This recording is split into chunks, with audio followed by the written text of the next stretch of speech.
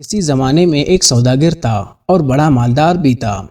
وہ مختلف جانوروں کی بولیاں بھی اچھی طرح سمجھتا تھا۔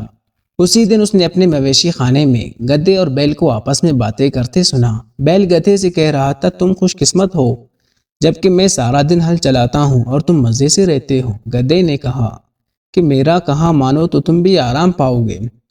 کل کام کے وقت بیمار پڑ جانا تو مالک تم سے کام نہیں لے گا۔ بیل نے خوش ہو کر تجویز پر پورا عمل کرنے کا یقین دلایا۔ سوداگر نے ان کی باتیں سن لی مگر خاموش رہا۔ اگلے دن جب ملازم نے بیل کے بیمار ہونے کی اطلاع دی تو سوداگر مسکرا دیا اور کہا کہ گدھے کو لے جاؤ۔ نوکر گدھے کو لے گیا اور شام تک کام لیا۔ رات کو جب گدھا آیا تو بیل نے شکریہ ادا کیا کہ تمہاری تجویز خوب رہی اور مجھے آرام کرنے کا موقع مل گیا۔ گدھا دن بھر مشقت سے چور چور تھا۔ اس وقت تو خاموش رہا لیکن جی میں سوچتا رہا، اچھی نصیحت کی کہ خود مصیبت میں پھنس گیا۔ اگلے روز صبح سوداگر پھر مویشی خانے پہنچا تاکہ گدھے اور بیل کا معاملہ دیکھے۔ آج اتفاقاً اس کی بیوی بھی ساتھ تھی۔ اس وقت گدھا بیل سے پوچھ رہا تھا کہ آج کیا کرو گے؟ بیل نے کہا آج بھی میں بیمار رہوں گا۔ گدھے نے کہا نہیں، ایسا غضب نہ کرنا۔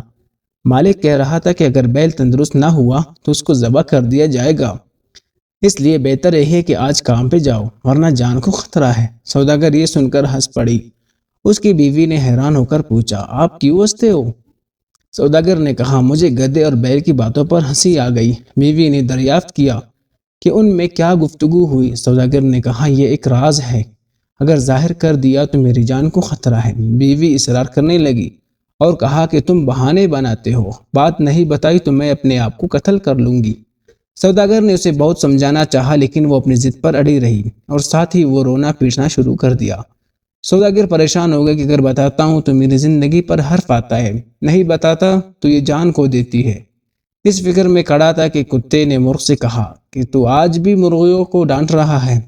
مرغ بولا کیوں، آج کیا بات ہے؟ کتے نے کہا آج ہماری مالکہ مالک سے ایسے راز دریافت کرنے پر اصرار کر رہی ہے کہ اگر بتا دیا تو مالک کی جان خطرے میں پڑ جائے گی، مالک نہ بتائے تو مالکہ جان دینے کے لیے تیار ہے۔ مرغ نے کہا مالک بے وقوف ہے جو ایک بیوی کو قابو نہیں رکھ سکتا۔ مجھے دیکھو، میں نے 50 مرغیوں کو سنبھال رکھا ہے، اگر میری مرضی کے مطابق کے خلاف ذرا بھی کام کرے تو مار مار کر سیدھا کر دوں۔ یہ سن کر مالک نے ہنٹر اٹھایا اور بیوی کو مارنا شروع کر دیا۔ عورت ڈر گئی اور سوداگر کے قدموں میں گر کر معافی مانگی کہ تمہاری مرضی کے خلاف آئندہ کوئی کام نہیں کروں گی اور کبھی ضد نہیں کروں گی۔ تو بچوں، اس سبق سے آپ کو کیا حاصل ہوا؟ کمنٹ باکس میں بتا دینا۔